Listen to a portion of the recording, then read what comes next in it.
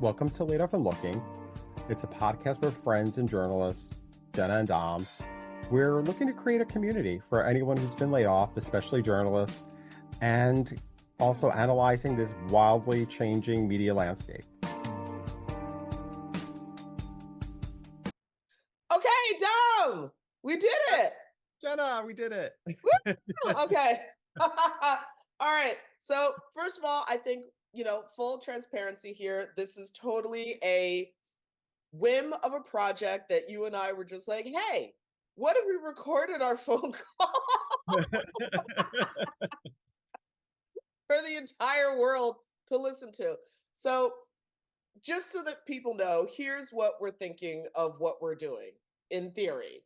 Still thinking about it. Anyway, and that is this podcast idea, Laid Off and Looking, which I like the name, a little saucy, but the idea was to, sort of create a community or hopefully gather together a community of other people who find themselves not only laid off, but are looking at the industry that they were in with perhaps fresh eyes. Because to me, it feels like as a journalist, there has been a massive earthquake. There's been a massive shift. The landscape is not the same. A whole lot of stuff has crumbled. And so it well, yeah, that's also the whole other thing about this. I'm not sure about a lot of stuff anymore. Yeah, it feels like it's changed so much. And listen, as Jenna, you're a host of a show, and it's been, and I'm a producer of a show, and it's such, it's interesting to see this whole field, different aspects of it, the different, you know, uh, different positions, and and just seeing how it's all sort of shifted, how we see this industry changing, and what does it mean for us too. And I mean, I think that's part of like when we were talking on the phone just earlier this week was about where where do we go next? Obviously, things shift and people have to go with it, but where do you go, especially when things have actually gotten so much smaller Yeah, tighter. and tighter? And yeah, I mean, to me, I think that's the thing. It's like kind of, and individually, I think we all start to wonder, like, where do we fit in? It's a really you go, your experiences, and you start to think, where do I go? Where do I No, I'm laughing because it's like all of the horrific existential questions of junior high school. Let's relive that again. Where do I fit in?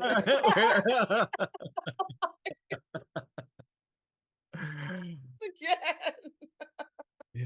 It's a lot. It's like, and exactly that. It really does. It comes back to haunt you. And I don't want to go back to that time. No. Oh my God. That's okay. Of the many, many, many things, and we can get into this a little bit later, but just like the I I don't know. I don't know if I'm foolish for having thought it or, what, but I thought I had a sense of stability. That's probably been the one thing that's been so jarring for me was that I thought I had found my footing, and then it's like the ground getting yanked out from underneath me. Yeah, Oh, it's exactly it. And I think again, it's like, you really think to yourself sometimes, like, oh wow, what happened just here? You know what I mean? Like I thought things were set. I thought things were good. And maybe there were some signs, you can see certain things changing. in the larger industry, I do remember there being like even before for us before we were laid off, there were signs that like things were, but anyway, before we get into all of that, Yeah. here we go. So you and I decided to do this and this podcast. And so for people who don't know us, although I would assume the only people listening to this right now know exactly who we are. But um I guess, why us? Like, who are we? And more importantly, how did both of us come to journalism as a career? And so I'm assuming since I'm the blabbermouth, I'll go first. Yeah. Okay. No, you're the more eloquent, you're the host. Okay. Oh my God. Okay. So for me, yeah, God, it's weird. This is one of those career paths that I always knew I wanted.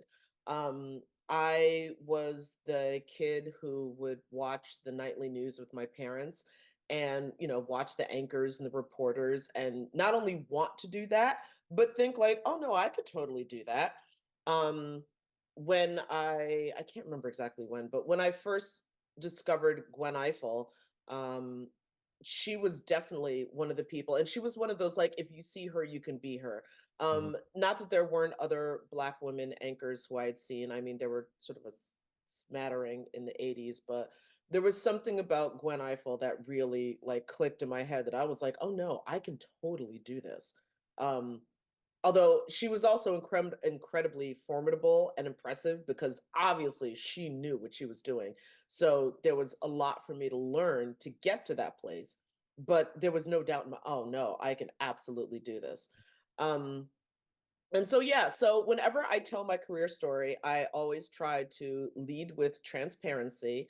Uh, and by transparency, I mean that sometimes when people tell their stories, there's parts that they might either unintentionally leave out or conveniently leave out.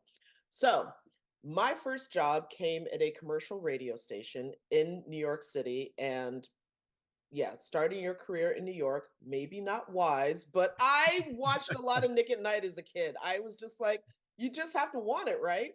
Yeah. So, and the reason I got that job was because a friend of the family knew a news director, and literally my resume got pulled out of the pile. There's a lot of times I think sometimes people leave out how their familial connections actually help them get into what is a very competitive cutthroat business. And so that's why I always try to not I always try to. I do make it a point to include that part of the story. Yes, a friend of the family got my resume pulled and that's how I got my first job. But anyway, so fast forwarding from there, worked as a production assistant, worked like a crazy person. We're talking morning drive, weekends, Wow. more morning drive, more weekends. Like my life was a mess. At one point, I was working a second job to support my production assistant gig. So I was working 7 days a week for like 6 months. I did this one summer. Do not recommend that. But I bring that up to highlight the kind of sacrifices that sometimes this demands of people to make. I didn't make myself sick, but I did have some physical changes because of no, but because of getting up and going to work Yeah. 5 days a Sure. week. Yeah. I think the second job I took was like I was a secretary or something. So by 5 days a week, I was a secretary, and on the weekends, I was a production assistant. And my sleep cycle was all off. It was a mess. Um, but then after doing that, I had was able to amass enough money because again, I was also a freelance production assistant. So no money. And I took a reporting gig for a public radio station in Newark. And that was like, because that's really what I wanted, man. I wanted to report. I knew I could be on the air. And so I got this amazing opportunity. And I hit the ground and I learned so much because, first of all, Jersey politics is messy.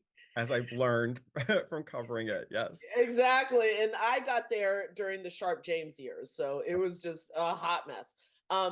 But yeah, like I had some amazing opportunities to cover stories. I was there at the beginning of Cory Booker, now Senator Cory Booker, his career genesis.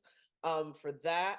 I also a story that we can talk about later on, which was covering the murder of Sakia Gunn. That became a huge uh, changing point, not just for me as a journalist, but also for me understanding as a young Black woman how I fit into society based on how people reacted or didn't react to that murder.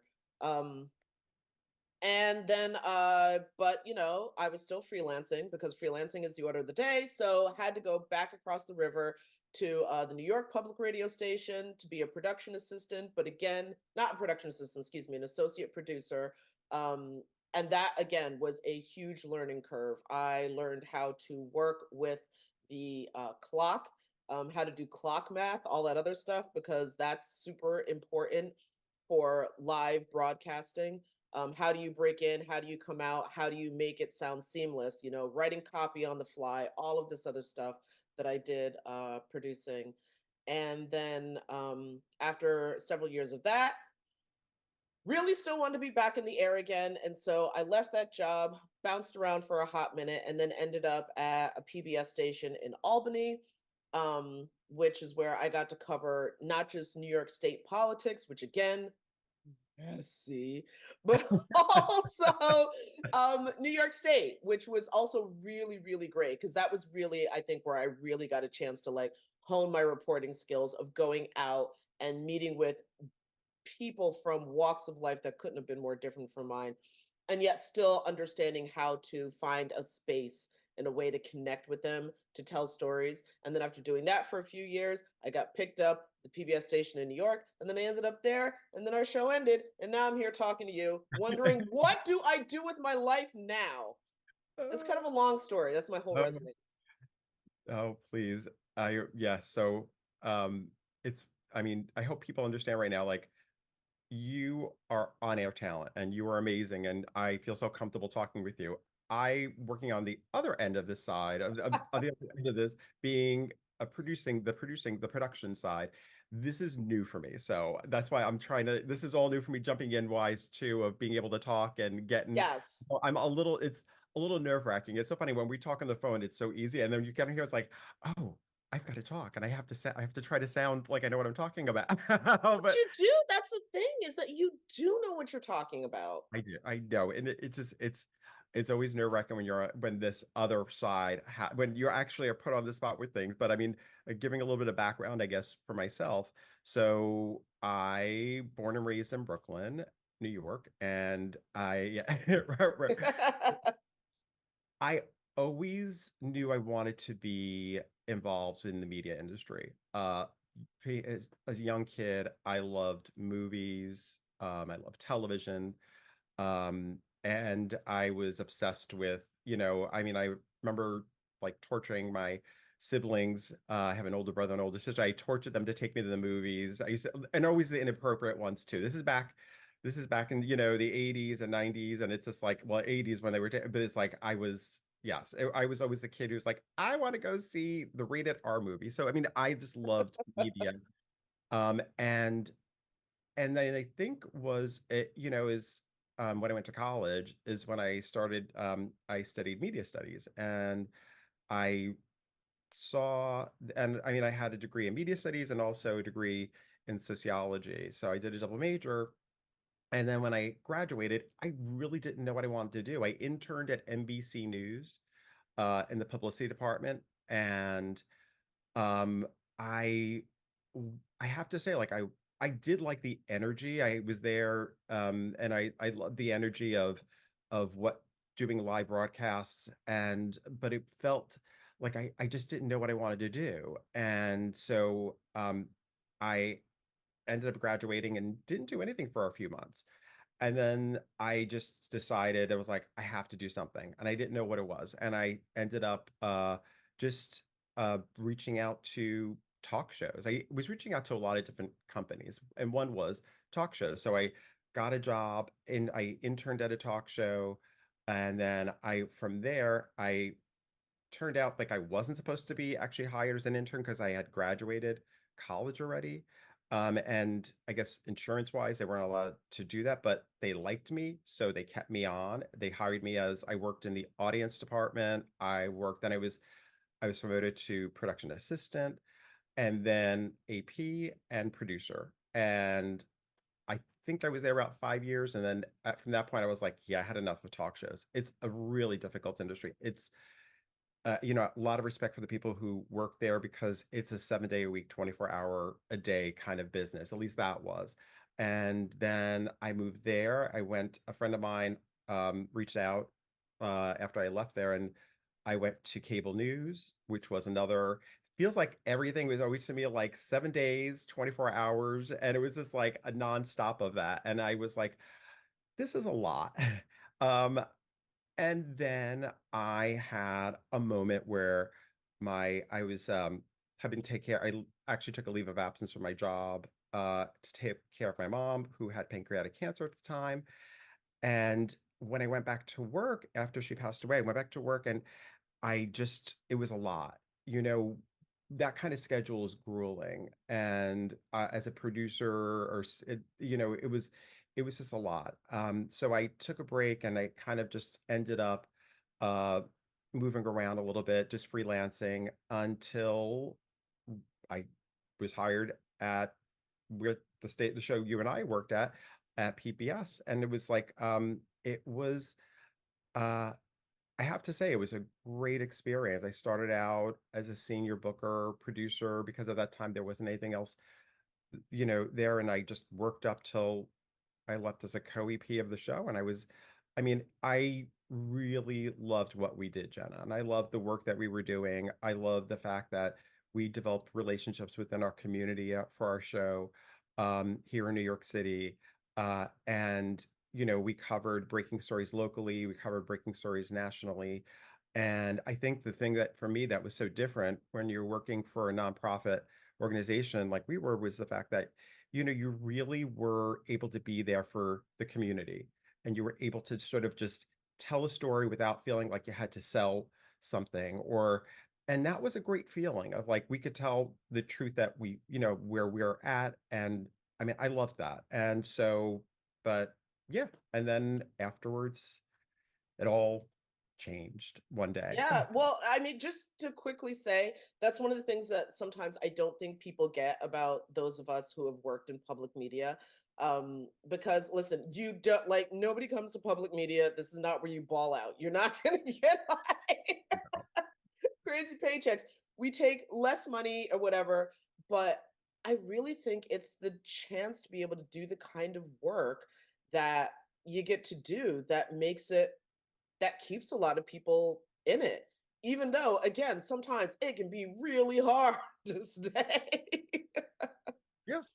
Yes. And because of that very reason of like, mm, you know, the money. And there's still, it definitely is a different type but it just was very different. And you appreciated the people you worked for. I mean, we really did. We had a great group on our show. Oh And, yeah. and I think it really changed the way I saw journalism in terms of like being able to not again, when you are able to just report on a story and report on a community and not have to worry about certain things. It's just Well, it about felt the more like truth. a public service, like we were Yes. legitimately serving the public. Yeah, definitely. Yeah, Um, completely. So do go you ahead. remember though how we met when we first came to the show? Oh Because yeah. I remember a specific conversation where I was just like, I think I'm gonna be friends with this guy. Okay, I want to hear. I want to Okay, hear. I'll tell you the story. So, the offices were in one part of town, like Hell's Kitchen, and our studio was up at Lincoln Center. And we would tape at the studio, and there was one tape day or something, and I was done for the day. Like we would have these marathon tape days, Yes. I and love. so I was done for the day, super exhausted. I was getting ready to go back. I think either to the office or maybe I was just going to get on the bus and go home. I was exhausted. By the way, I live my New York media dream from the Hudson Valley. That's a whole nother thing, but I don't live in New York City. Anyway, and so you were walking with me and you were talking about just our, experience and whatever, whoever the guests were and, like the conversations that we had and, what you thought about it. And you were just like, you know, I mean, I know this is early on to say, but I really like working with you, Jenna. And I remember because it struck me because I still felt very new and green to the organization and to the show. And it just kind of just like it struck me because I was still in worker bee mode. Like I'm just here, I'm here to do a job, I'm trying to find my footing, all of this stuff. And I was like, wait a second, me? So it threw me. And I think it stuck with me also because um this can also be a very cynical business where like everybody's looking for their advantage and for their come up and for their you know angle and all this, and what you said to me felt so authentic and real. It threw me. Like, I was not expecting for anyone to be genuinely honest with me. Oh, that's always, but you know what, Jenna? It's like I yeah, that's just I think when I connect with people, it's funny you say that because I've done that with a couple of other people in my life where I work with them and I knew right away, I'm like, I really like work you. I like you. I like working with you. Like I see myself being a friend with you, and I state it. Because and I don't know why I do that, but it's just who I am. And I feel like even for those because I think with some people there's just a deeper connection. You know what I mean? It's like I think that's the way. And yes, we work in this industry.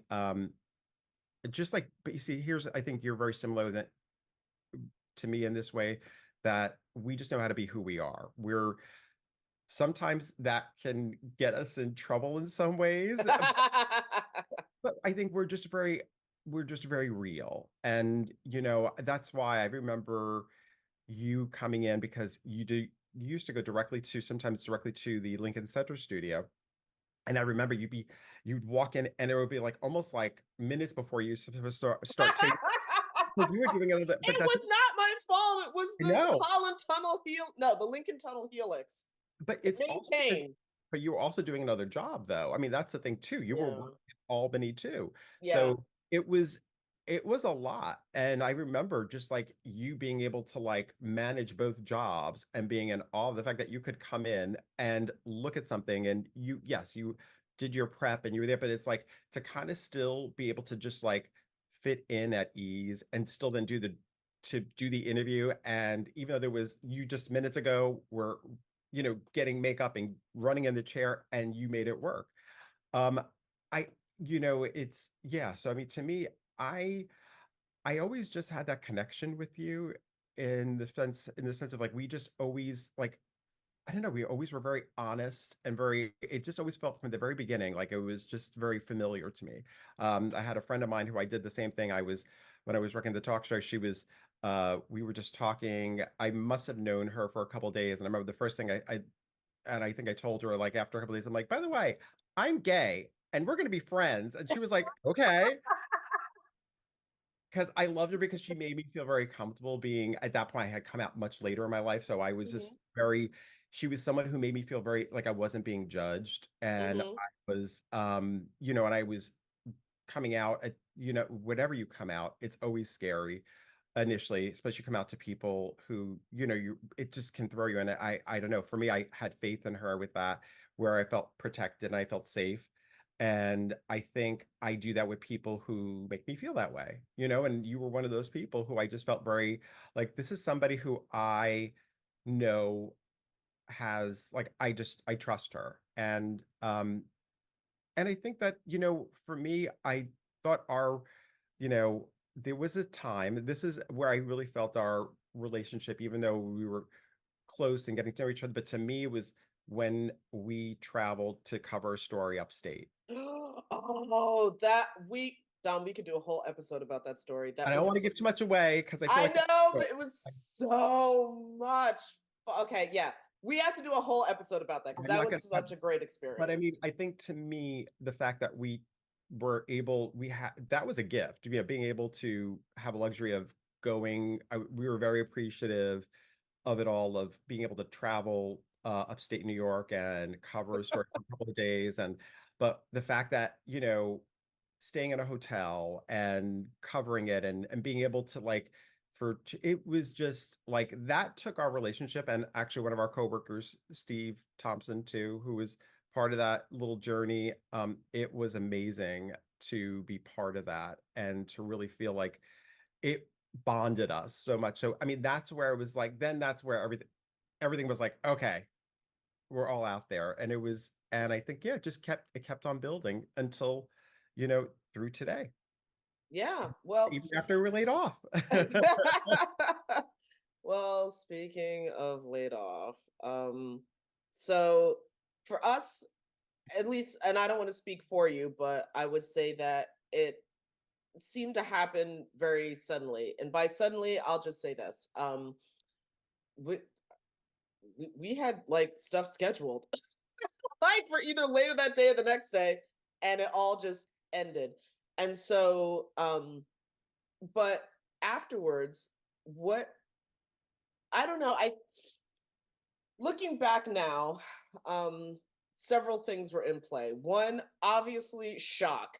Like, okay, so this happened, but I don't think the full reality. Well, first of all, the full reality couldn't have been clear to me because so much has happened with the industry in the very few weeks since that December day, even though we were told 2 weeks beforehand, but still. Um, so I guess like what did you do? Because for me, what I think I had convinced myself that, okay, it's the holidays, nothing's really gonna happen. I'm just gonna like, and in all fairness, to be really clear, when I told you that whole story of like my career arc, that was nonstop working, just nonstop. There were no breaks, there was no nothing. It was constant hustling since the day I left college with my little diploma and was just like, I'm gonna get a job in New York. And then it's been hustle city ever since. So I Mhm. hadn't really sat down. So at first I was like, well, this okay, this isn't ideal, but you know, I'll take this time to at least chillax for literally once in my life. I've never done that. And um and then I just kept seeing all of these headlines of like other organizations either cutting 20%, cutting 30%, just shutting down completely. And it felt like it I don't know how else to describe it. Okay. You remember the movie The Birdcage? Yes. Okay. So there's a line in The Birdcage when they're trying to do the dinner party and everything's falling apart and Robin Williams' character is like it was like riding a psychotic horse towards a burning stable. That's what it felt like as December just kept cuz it just kept like exploding over and over and over again. The one thing I will say that I was very very grateful for that was a distraction was that one of the local political magazines, City and State, shout out, pew pew pew, it gave me an opportunity to do like a freelance article for them. So I did have a little bit of a work distraction, but it. I just remember thinking like initially it was like, okay, so I'll do this one article, I'll relax, and then I'll look for a job and I'll find. And it slowly became clear to me, girl, you ain't going back to work for a minute. I'm still shook by that. Yeah, I remember, it, like you said, it took a moment. I think once it happened, it definitely took me a while to absorb it. It's the first time I've been laid off. And I think I think the holidays happened, so it kind of threw everything and like I really wasn't paying attention to what was actually I was like, wow, did we just go through that? And then it was, you and I were still talking. Um, and there was like one or two other coworkers that we still talk with, and I was, that I staying in touch with and then being kind of like, but I remember you and I, what really got me thinking sometimes was we would exchange articles, we'd share links, like, did you see this happen? Like, and only because it made you feel, and listen, there were signs. I think that's the part of it too. Sometimes you could see the signs. If you look back, you can see some Yeah, signs. yeah. And there were But signs, like I said, even before we were laid off, that there was some serious cracks in the foundation of the and industry. and yes, because I think that's the thing. It's like you start seeing these signs throughout, and you're like, huh, okay. Like how much further will this go? How much more will it build?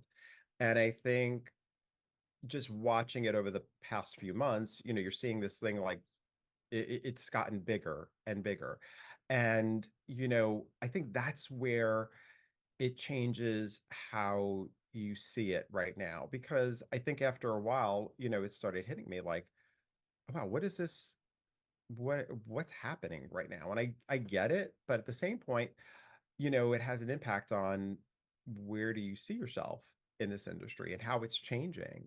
And it's a lot, it's a lot to absorb. I know for me, I sat in those feelings for a while of, mourning, not being able to see my coworkers who I really enjoyed working with.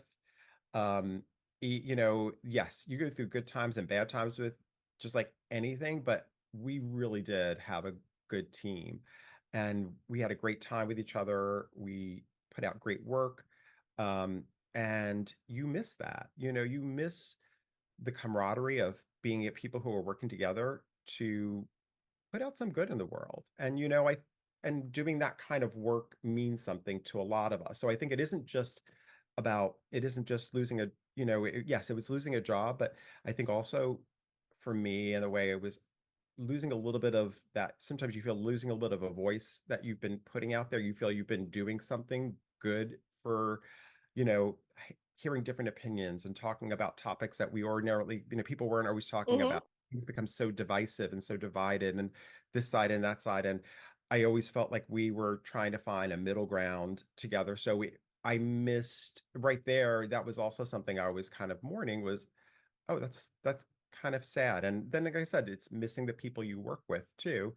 And then trying to realize, oh, wait a minute, but I've got to start thinking about what's next for me. And that's kind of where I found myself. I mean, when did you start thinking about, you see, you had that distraction of doing city and state for you, oh, and I shouldn't say, like, where did you find yourself starting to think about what's next for Jenna? Well, yeah, so I guess, like you were saying, the missing of everything, there's a mourning process that I don't really think I gave full honor to, I guess, that needed to take place. One of the things that's really cool about working in a newsroom is because, again, so first of all, public media attracts a certain personality type. It just does. And so then when you take that personality type and you put it in the pressure cooker of having to churn out content every day,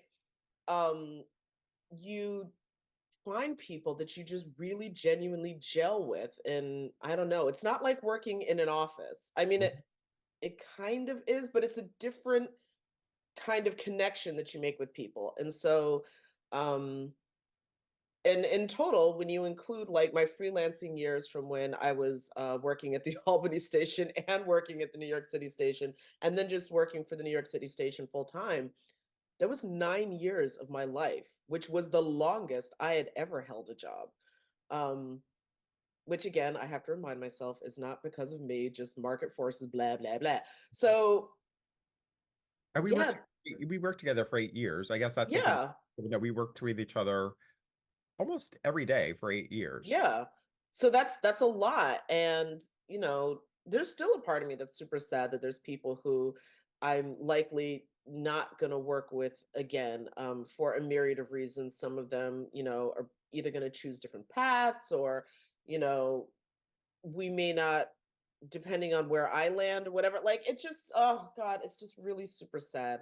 Um, but yeah, I mean, I started applying right away, like, oh, okay. But there really was this sort of just like, but I had this platform and, I thought that I was pretty. So yeah, of course, I'll find something else. And I still, for the record, do believe that I will find something else. But um, yeah, it was the holidays and then it was January. And this is just period, regardless of what's going on in the economy, it's just a slow time. And then you add in the fact that, like, yeah, we're just gonna pull the plug on everything, which I know is not what's happened, but it feels like that. Like every time I open up Twitter, oh my God, which again, I fully acknowledge Twitter, not a good place for mental health check-ins, but it seems like it just like it's giving like deterioration, Right. like some sort of quicksand, like whatever ground that at least for journalists we were standing on, it is just deteriorating beneath our feet. And some people, a handful, might be lucky enough to hang on, but understandably, a lot of other people are just like, I'm out. And then that's also heartbreaking because I've worked with people who are genuinely talented and really good at this. And I would not have been able to tell the kind of stories that I've told without them being there. And yet, yeah, I it's becoming normalized for me to see people just be like, I'm done. I cannot do this roller coaster anymore. And I'm sure there might be people out there too who think, well, the every industry changes and you go through these ups and downs, and you know what? That means you just find something else to do. I will say this though, what can be a little discouraging is the fact that I think you also lose a lot of different voices. And I think Yes, so yes. Oh my God. I think what's I understand what people mean. Yes, things do change for a reason. And we can't control all this, but I guess the concern for me is we've sort of gotten to a point where you have so many diverse voices out there, people who are and if you shrink that much, you know what do we have? Yes, I mean, I hope that there still are, but it's like there's just in sheer numbers of people who might leave this industry, um, is a little discouraging. And I think It's upsetting. it's yeah, and it really is because it's makes you see, like, I mean, that's the thing. It's like you know, I find myself in this phase of, again, it's a much smaller pool now. So I think also just seeing just how the industry is right now in terms of even if you are still someplace, like you said, like I don't know, nobody knows what's happening next. Like who's next in terms of you can't ever feel, I guess, in a way secure. And that also isn't a good feeling when you're on the other side of it. Like that's not where you want to come from. And yes, I understand that there's also people should be, doing different things and maybe, but there's something to be said about people working in an industry where that's your job and that's what you're focused on, because I think you do better work that way sometimes, especially when you have reporters who are doing investigative pieces. You can really dive in, Experience means so much in this field. and so I think, for me, it's a question I know I've questioned of like where to go next and what to do next. I know I want to stay within this field of media, and because I really do, it's been my life. Um, but where do you go and what's next? I don't know.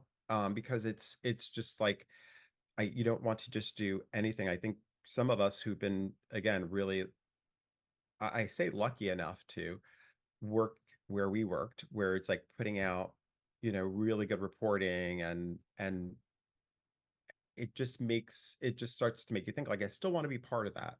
I Hmm. still want to do that. I don't want to go someplace where I feel like I want to really still be part of it, of whatever it is. I don't care. And that's, I think, partly also what I loved about us talking about doing this podcast is I think we want to be able to uh, listen, even, and it's also great for us. You and I share ideas, and you inspire me, and I when we're talking, and it makes me feel good about like, oh, that's a great idea, blah blah blah. It's doing this pushes me out of something, again, being somebody who, when you work behind the scenes, this is challenging me to put myself out there and do something different. So I look at this part of it as, okay, this is, I don't know. I don't know what happens next. I don't know. I'm open. I do need a paycheck. Just like, I mean, I need, but at the same point, while trying to figure it out, I think it's also trying to figure out different ways to, you know, develop different types of things, and kind of challenging oneself to do something different. And I see lots of reporters, whether it's Substack or whether it's, doing podcast, or I think, you really do want to get out there and sort of push yourself. But I mean, it still goes to say, like, you still have to get a paycheck. And some of these are not necessarily, you just don't start one week and here you are. It takes a lot of work and it takes time. So what do you do in between? I think that's where I find myself kind of like trying to figure out what what's the path. And I'm open to lots of different things and dealing with everybody. It can be a little frustrating too at the same point. No, At I least totally get that. And I think it's funny that you say, like, I still need a paycheck. Because one of the things that, like, my mom has I guess, counseled me through all of this was, well, Jenna, if you wanted safety and a steady paycheck, you should have chosen a career in, like, insert Yeah. field here, which at this point I think is basically just like some version of civil servant, even though government employees get laid off too. Like, I really don't know where the stable ground is anymore, but that's a whole nother thing. But at the same time, and I don't know, maybe this is like my first world middle class luxury. I need to do something fulfilling. Definitely. Like, I've never been that person who can just show up, put my head down, do Yeah. whatever, hit the theater bar, and then be done. Like, I really do like need to feel like I'm doing something um that is not only fulfilling for me creatively, but also, I don't know, somehow like helping. And that's one of the things that I've always found so attractive about this, about journalism, is that it is a public service. Um but then, I mean, at the same time, my God, everything's gotten so fractured now. Like, the traditional, what we know is that the traditional routes of media aren't really thriving the way that they used to, and definitely in the 80s and 90s and maybe even the aughts. That's just not the case now. And so you have the rise of, like, journalists who are just online, and journalists who are, reporting in all these different ways, and what is also the citizen journalist. And this is not to say that those are bad things to exist, but yeah, for just like, the thing that I say for everything is that there's something to be said for training, um for knowing what you're doing. Like, yes, just because you can pick up a cell phone and talk about something that is happening in your community, um doesn't mean you necessarily know what you're doing, which I realize I'm throwing shade on, but it's just the truth. It's like anything else. Like, um, just because you can pick up a book and, I don't know, teach little kids or something without training, nah, doesn't necessarily mean you should. It's true. It's true. There's something like you said, there's something to be said about experience, Oh, and there's being that person. I mean, newsrooms, have editors, have producers. There's different types of people who kind of will check on fact checking, and which I know it's a really go ahead. Okay, I only raised my hand because that made me think of, okay, so one of the things that people like reached out to me when we first got laid off was like, "Oh my God, you could totally like do a, I don't know, your own show or a podcast or whatever." And obviously, I have chosen the podcast route, Mhm. but what I'm not sure that everybody really understands is how many different jobs go into making the content you watch on. Like, yes, I get it. We've all been online. We've seen, like, where one person picks up like their phone and makes a quick little video, and that's possible. But to be constantly putting out fresh content, etc., what you don't see, and you would know because you work behind the scenes, there's what, 5, 6, 7, 8 jobs that this requires, and just the two of us trying to balance all of this on our own is a lot.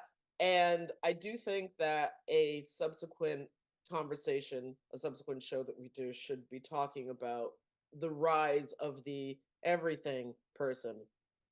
Like, it's 10 different disciplines, but you could totally be proficient in all of them.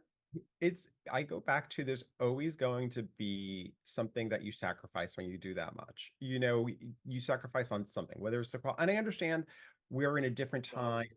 of where people are willing to, obviously we watch we watch content online, and sometimes it isn't always the best quality, but because it doesn't always have to be necessarily in terms of like That's video. also true. That's also true.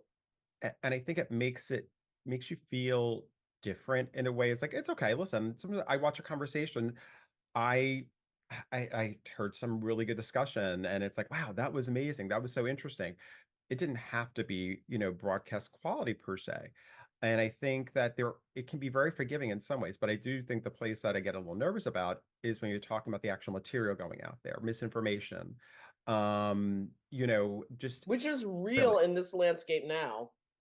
It is, and I think that's where knowing how to really check on the facts and who are your sources, and I think sometimes that has gotten very loose too.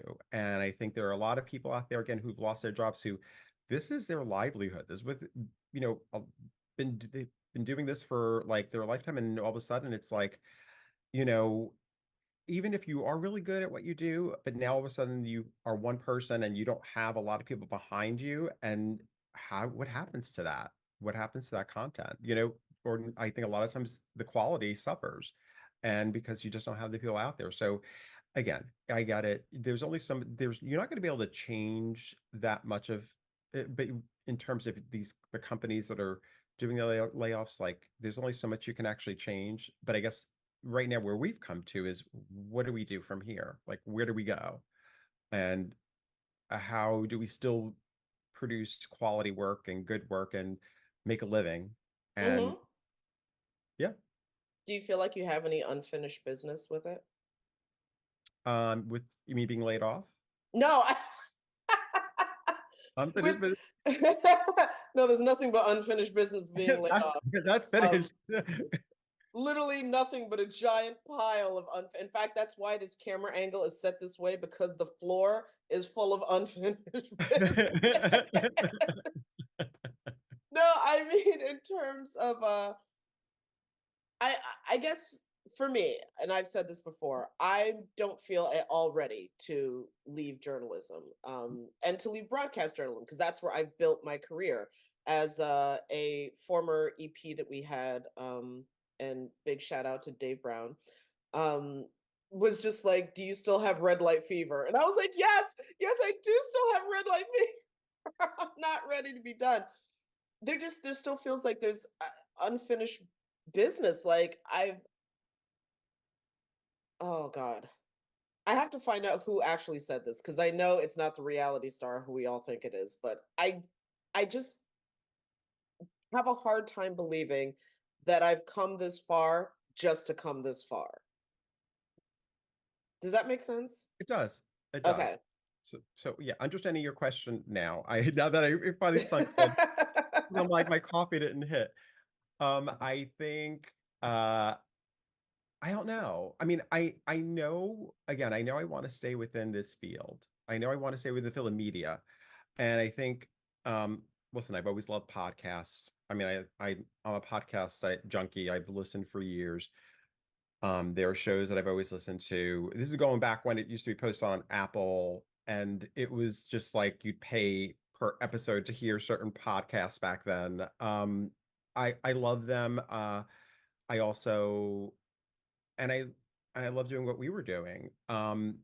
But again, the content it's limited and out there right now, and you still have to try and figure out. I sort of got to a certain point where uh as because this, like I was co-EPing our show with Christina, uh Hmm. and I enjoyed the aspect of being able to do that job, um and it really was great doing it, but at the same point, like I don't know, out there right now it's very there's a lot changing. There's not as many opportunities. So it's sort of like, well, how do you create those opportunities? And like doing this is Yes. like Yes. I think that's the thing where and I know everybody just thinks here's the deal, even with podcasts, it's not like um every podcast now, as we've seen in many, like whether it's on other platforms, there are so many of them. So how do you get noticed? It's not like you do a podcast and you're set. It's a lot, like you said, it's a lot of work. So again, I know I want to stay within this field of producing content. Um, but it's like, where do I see myself job wise? I don't know. I'm still trying to figure that part out. I think it's trying to figure out where do I go? And I don't know, because I do want the job to mean something. It's like you were saying, you Yes. want to put out, you don't,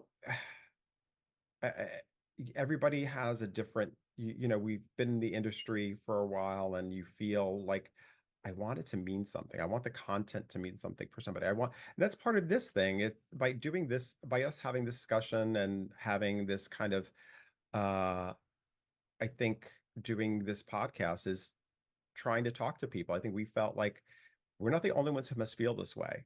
Um, I think there are a lot of other people out there, and I think that's part of what I'm hoping that we can start some kind of conversation, start some kind of community, hearing from people, and hearing what they're going through.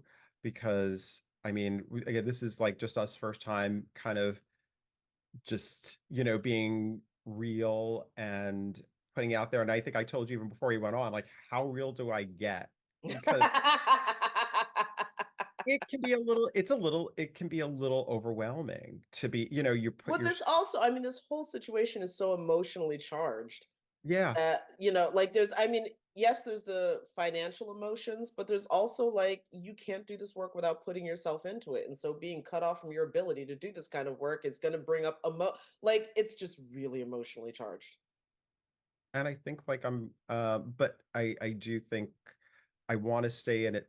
However, somehow it just, the job itself has to be something that means something to me, and I'd love to be able to enjoy it. Like doing, like seeing how this goes with us. Like this to me is, um it's a lot of it. It's going to be work, but it's also going to be fun because I get to work with you. And I know we both come a very similar respect for one another. And also we have similar thoughts on what kind of content we want to put out there, something that's uplifting. And also we want to sort of, it'd be great to, again, hear from other people and to work and hopefully uplift people too, and uplift each other. Definitely. Well, I do have to say that like of my realizations after our show ended and we were laid off was, and again, I felt this for all my colleagues. I really did. But I was genuinely really sad about the idea that I wasn't going to be working with you again. Um, like genuinely sad. so so yeah, this is filling so many holes right now for me, even though yeah, like you said, this is we're juggling about 8 different people's jobs for like I don't know 5 people to listen. I don't know what's gonna happen. um Well, my sister will be listening. oh yeah, well like my mom's gonna listen, but Yes, okay, that's two like Jenna, wait a minute. I was out on Tuesday night, and it was late, and it was funny because this, a woman started talking to me. She was from Hungary, and so she was like, and so I was talking about the podcast, and she was like, "Oh, you got to let me know whenever it uploads because I want to hear it." So we have another listener. I oh think okay, that's three.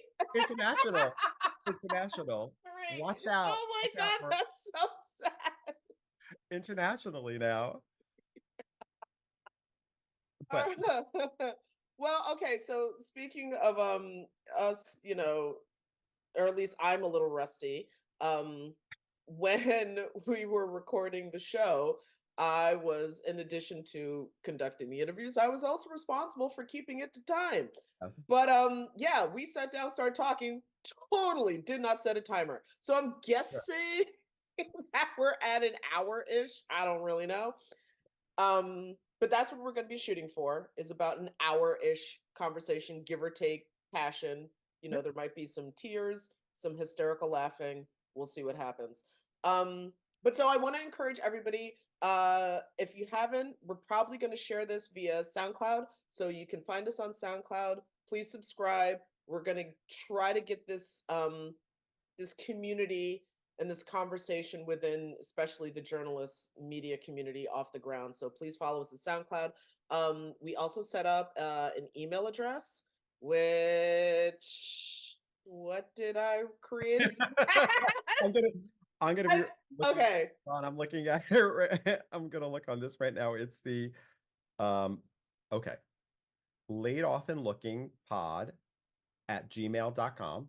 There we go. Okay, so there's that. I'm trying to think. Is there an I can't think of like there's all that like smash and subscribe. I don't remember what you're supposed to say because I usually ignore that part of the I think I think that yeah, I don't know for SoundCloud. Yes, I guess it's yeah. Oh, we're also gonna try we're because YouTube now has an RSS feed Yeah. situation. So we're gonna try to figure that out. Yes, we're Um, gonna try to figure that out. So haven't done it hop yet, on so there. you might come across us on YouTube. We're You not might be like, I thought it was on YouTube and it's not. Yeah, we're working on it. give us a break, people. We're Exactly. Give trying. us a We're break. trying.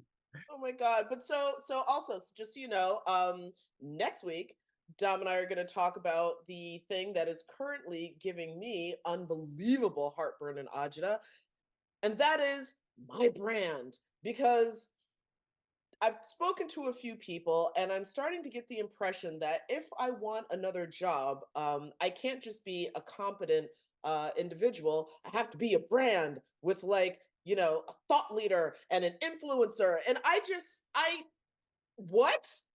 I, So let's save it for the next show, Jenna. yeah, next week. It's going to be a whole bunch of me just being like, what? Wait, what? What? Anyway, so Dom, thank you so much Thank for you. joining me, for being the love and support that you have been. I, at least for the two of us and the three people listening, have And high hungry, hope, hungry. have high hopes for us going forward. Because if nothing else, this is a conversation I need to have. Same here, Jenna. Thank All you. right, Look forward to it. Mwah. Thank everyone. Bye.